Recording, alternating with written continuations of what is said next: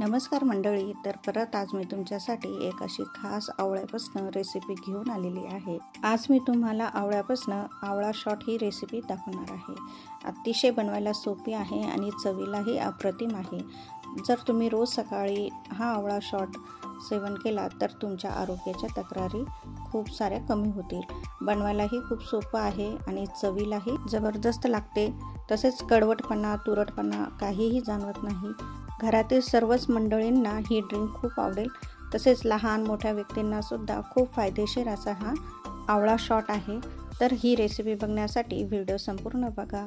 त्यापूर्वी जर तुम्ही चॅनलवरती नवीन असाल तर प्लीज चॅनलला लाईक शेअर आणि सबस्क्राइबर करायला विसरू नका।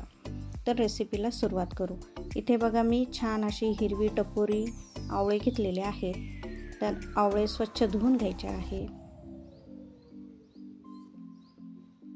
त्यानंतर याला छान आपण पुसून कोरडी करून घेतलेली आहे।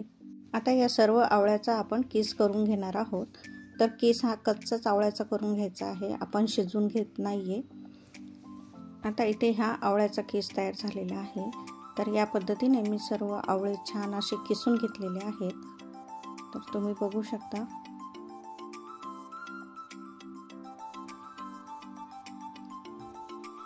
आता हा आवळ्याचा किस आपण थोडा बाजूला ठेवून देणार आहोत। आता किती व्यक्तीसाठी आपण हे आवळा शॉट तयार करत आहोत यावरती तुम्ही एक मोठ्या चमच्याने हा किस घ्यायचा आहे।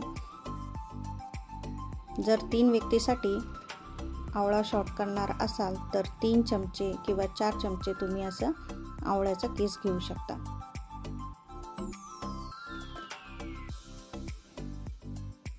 तर आता इथे मी 3 व्यक्तीसाठी करत आहे, तर असे मोठे 4 चमचे घेतलेले आहेत। आता यामध्ये आपण एक अद्रकीचा तुकडा टाकणार आहोत।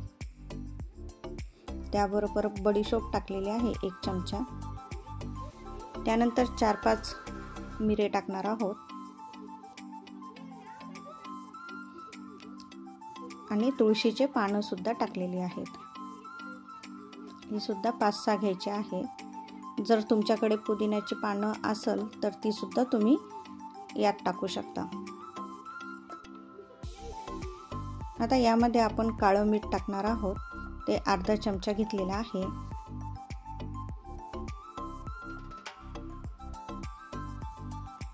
यानंतर आपण थोडंसं पाणी टाकून हे मिक्सरला छान बारीक पेस्ट करून घेणार आहोत।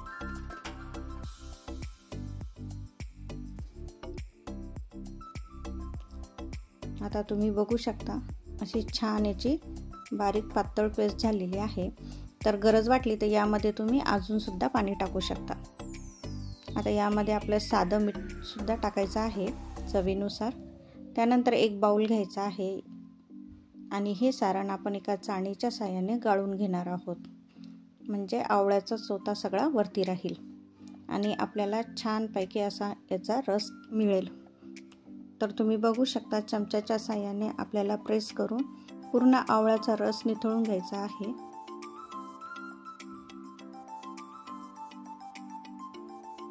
तर इथे बघा आवळ्याचा ज्यूस तयार झालेला आहे। तर आता हा एका ग्लासमध्ये मी काढून घेत आहे आणि असे छोटे छोटे वाट्यामध्ये किंवा तुम्ही ग्लासमध्ये याला सर्व करू शकता। तर असं मस्तपैकी हे आवळा शॉट तयार झालेला आहे। यावरती तुम्ही छान असे तुळशीचे पानं किंवा पुदिन्याचे पानं ठेवून मुलांना किंवा मंडळींना पिण्यासाठी देऊ शकता। अतिशय रुचकर आणि चविष्ट असं हे आवळा शॉट तयार होते। तर तुम्ही फ्रीजमध्ये 1 किंवा 2 दिवस हे ठेवू शकता। याच पद्धतीने तुम्ही हेल्दी आवळा शॉट तयार करा आणि कसा झाला हे कमेंट्समध्ये सांगायला विसरू नका। तोपर्यंत धन्यवाद।